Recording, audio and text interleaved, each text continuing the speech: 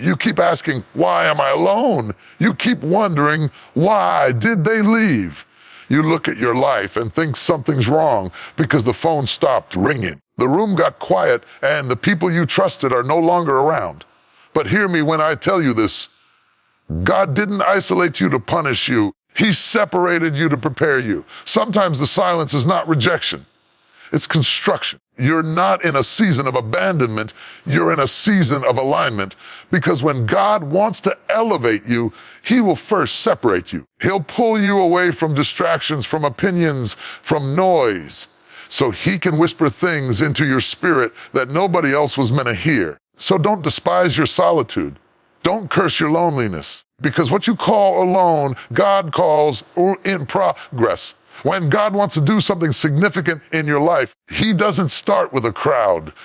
He starts with isolation. Moses was alone on the backside of the desert before he heard the voice from the burning bush. David was alone in the fields before he was called to the palace. Jesus was alone in the wilderness before he walked into his ministry. So maybe the reason you feel like nobody understands you right now, maybe the reason doors are closing, people are leaving, and life feels quiet is because God is detoxing your environment. He's pulling out everything that cannot go with you to the next level. Because where he's taking you, not everybody can come. Some relationships can't survive elevation. Some environments can't handle your anointing. So stop fighting the silence, stop chasing what walked away, and stop crying over what left. Because this isolation is not rejection, it's preparation for revelation. You're not losing people, you're gaining purpose. When God finishes this private work in your life, the same people who ignored you will watch you step into what they could never handle. When God separates you, it's not because he wants to break you down, it's because he wants to build you up in private. You see, when you are around too many voices, too many opinions, too many distractions, you begin to lose the sound of your own soul. You start listening to what people think you should do, what they expect you to become, and what they believe you can't achieve.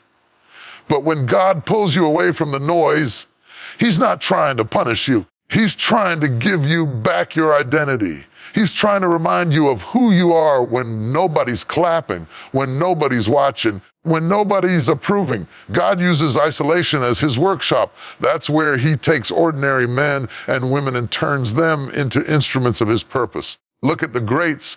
Before every major move, there was a moment of being alone.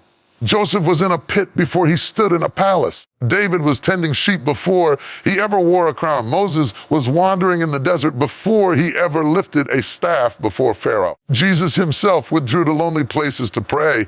Every person God ever used powerfully went through a season of silence, of separation, of solitude. Because that's where God teaches you what applause can't teach, what comfort can't teach, what company can't teach. In isolation, you learn the sound of your own heart. You learn what truly matters. You learn that purpose doesn't need a crowd to be confirmed. It only needs obedience to be filled. When you're surrounded by people, it's easy to depend on their validation. But when God isolates you, he strips away that dependency. He teaches you that your value isn't measured by how many people follow you, support you, or cheer for you. It's measured by how steadfast you remain when no one sees you, when no one calls your name, when no one claps for your effort. Because in the private places, God builds public strength. Sometimes God will close doors that you thought would lead to your destiny just to show you that your destiny doesn't depend on doors. It depends on him. He'll remove the voices that comfort your weakness so you can confront it. He'll take away distractions that keep you comfortable so you can grow uncomfortable enough to change. Because when God prepares you for something greater, he won't let you stay surrounded by what's average. He'll move you away from familiarity, from people who drain your vision, from places that limit your faith. You might not understand it while it's happening. You'll cry over the friendships that faded, the relationships that ended, the opportunities that vanished. You'll ask God, why are you taking everything away from me? And God will whisper, I'm not taking it away to hurt you. I'm clearing the space so I can fill it with what's meant for you. Sometimes God can't add until he subtracts. He can't multiply until he divides. He can't reveal until he conceals. That's why your alone season feels so strange. It's not emptiness, it's preparation. In isolation, God teaches you dependence. You start realizing that what sustained you before won't sustain you now. You stop leaning on people and start leaning on his presence. You stop chasing attention and start chasing understanding. You stop trying to explain yourself and start letting God defend your name. You begin to see that solitude is not a prison, it's a classroom. And in that classroom, the lessons are costly but priceless. You learn how to pray when no one's watching. You learn how to stand when everything is shaking. You learn how to trust when nothing makes sense. You learn how to believe when you have no evidence but faith. And when you come out of that season, you come out with something no crowd could ever give you. Strength that's anchored in conviction, not applause. Because isolation is the birthplace of revelation. God hides you before he exposes you. He conceals you so he can prepare you. It's like a seed before it grows. It must first be buried. It must be covered in darkness, unseen, uncelebrated, unrecognized. But deep beneath the soil, and care enough, something divine is happening. Roots are forming, strength is building, and the foundation is being laid. The seed doesn't complain about the darkness because it understands that the darkness is not its death, it's its development. That's what your season of isolation is. It's your underground work. It's where your roots are being strengthened for the fruits you'll bear later. So don't mistake separation for rejection. Don't confuse isolation with abandonment. What feels like a lonely season might actually be your launching pad. You may be alone, but you are not forsaken. God is behind the scenes, building character, deepening wisdom, refining motives, purifying vision. Because when the time comes for him to elevate you, he doesn't want you to crumble under the weight of visibility. He wants you to stand firm, rooted, grounded, unshaken. That's why this season matters. Because if God didn't isolate you, you'd never hear his still small voice. You'd never discover the strength he placed inside you. You'd never realize how much power you carry when you stop depending on others to affirm it. God isolates you not to break your confidence, but to rebuild it on truth. Not to make you lonely, but to make you ready. And when you come out of that place, when your time of preparation is complete, you'll walk with a new kind of peace. You won't chase people anymore. You won't need validation anymore. You won't fear solitude anymore because you'll know what it means to be chosen, not popular. You'll know what it means to be refined, not recognized. And you'll finally understand that isolation wasn't God's punishment. It was his strategy to prepare you for everything you prayed for. Silence is not a sign that God has forgotten you. It's often a sign that he's forming you. When God quiets your surroundings, when he pulls back the noise, when he removes the constant chatter that used to fill your days, he's creating space for you to grow stronger on the inside. Because strength doesn't come from what you hear, it comes from what you endure. And endurance is born in the silence. When everything feels still, when no one's calling your name, when your prayers seem to hang unanswered in the air, that's when God is doing his deepest work. You see, silence exposes what's weak inside of us. It forces us to confront what we've been hiding behind noise. When everything around you is quiet, you can no longer distract yourself from what hurts, from what's broken, from what's unfinished. Silence has a way of stripping you down until all that's left is you and God. That's where real strength begins, not when you're surrounded by support, but when you're standing alone, learning how to trust that even when you can't feel him, he's still working. God doesn't build warriors in comfort. He builds them in quietness. Quiet seasons of life are like a spiritual gym. They're heavy, they're stretching, they're lonely, but they make you strong. Because in the silence, your faith stops being emotional and starts becoming foundational. You stop needing to feel good to believe. You stop needing signs to stay faithful. You stop depending on constant encouragement to keep moving. Silence trains your spirit to stand on truth even when your feelings are screaming otherwise. Some of the greatest growth you will ever experience will happen when you hear nothing from heaven. Because that silence doesn't mean God's absence. It means God's trust. When God goes silent, it's because he knows you already have what it takes to make it through. He's testing what he's already taught you. Just like a teacher stays quiet during an exam, God stays quiet during your test, not because he's gone, because he's watching to see if you'll apply what he's already shown you. The silence isn't punishment. It's proof that you're ready for the next level. But the problem is most of us panic in the quiet. We're so used to noise. People talking, notifications buzzing, constant movement, that when everything goes still, we start to feel uncomfortable. We think something's wrong. We start questioning God's love, doubting his plan, fearing the worst. Yet that's exactly what God is trying to heal. He's teaching you to find peace in stillness. He's teaching you to stop needing constant confirmation and to start trusting consistent character, his character. Because when you can trust God in the silence, you'll be unshakable in the storm. In the silence, your perspective shifts. You begin to realize that not every delay is denial, not every pause is punishment, and not every quiet moment is a sign of distance. Some silences are sacred. Some silences are invitations for reflection.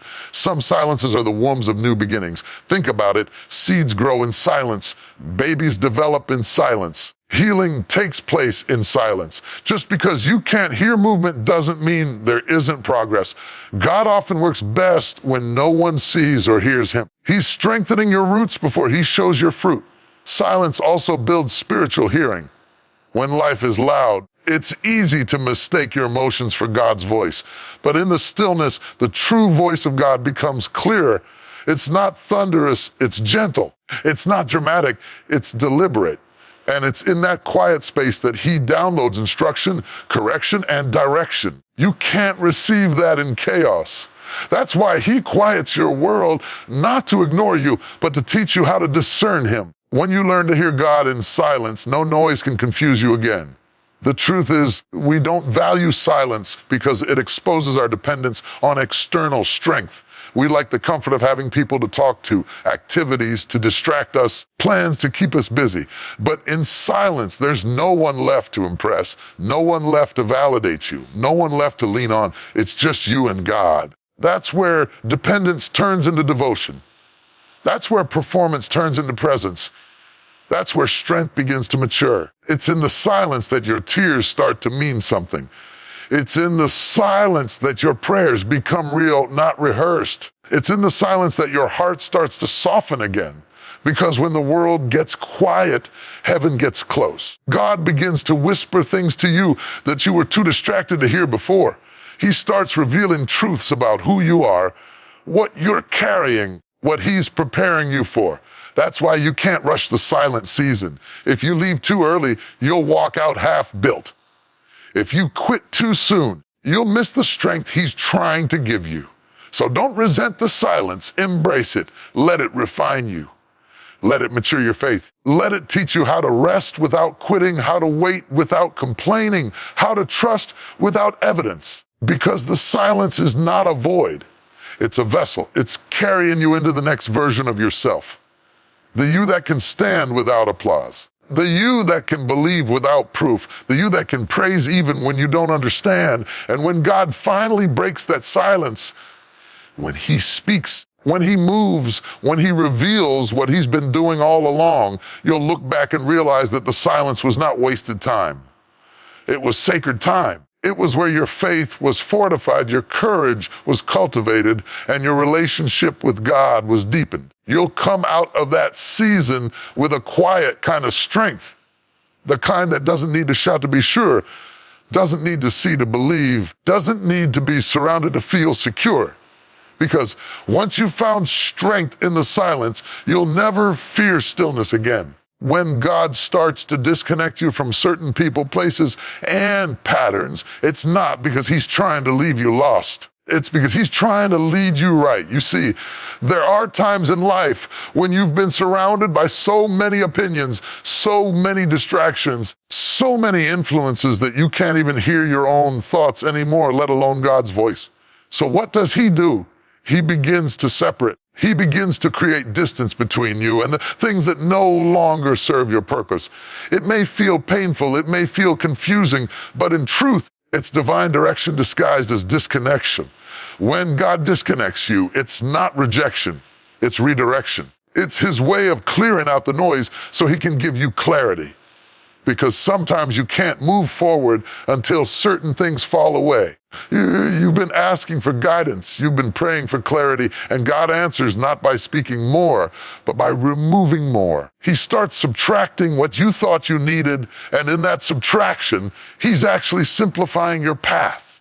He's narrowing your focus. He's helping you see what really matters.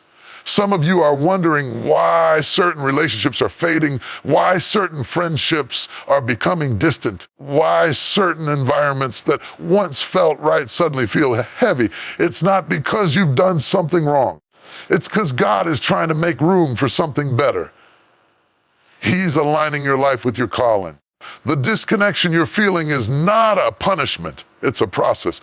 Because before God can direct you, He often has to disconnect you from where you are. When you're constantly surrounded by noise, you can't hear instruction. When you're constantly influenced by others, you can't discover your own identity. That's why God sometimes shuts down the very connections you thought were essential. He'll let certain people stop responding. He'll let certain opportunities fall through. He'll let certain doors close, not because He's cruel, but because He knows if He didn't, you'd stay comfortable. You'd stay stuck in something that looks familiar, but no longer fits your future. Disconnection feels like loss. It's actually liberation. It's freedom from the expectations that kept you bound. It's release from the approval you depended on. Separation from voices that kept you small. And in that space, God begins to speak to you in a new way. You start to sense things you couldn't sense before. You start to see purpose with new eyes. Because once God disconnects you from noise, He reconnects you to His direction. Think of Abraham. God told him, leave your country, your people, and your father's house. Go to the land I will show you. That command was more than relocation, it was revelation. God was teaching Abraham that sometimes you won't see where you're going until you leave where you've been. Disconnection precedes direction. As long as Abraham stayed in familiar territory, he couldn't receive fresh instruction. And that's true for you too. As long as you stay tied to what God is trying to separate you from, you'll keep missing the clarity He's trying to give you. So if you're in a season where you feel distant, where you feel cut off, where you feel like nothing is connecting anymore, don't panic. This is not chaos. This is choreography. God is rearranging the pieces of your life so that everything aligns with His design. He's not breaking your connections to leave you stranded. He's breaking them to lead you into alignment. Because not every connection is covenant. Some connections were meant for a season, not a lifetime. Some people were meant to walk with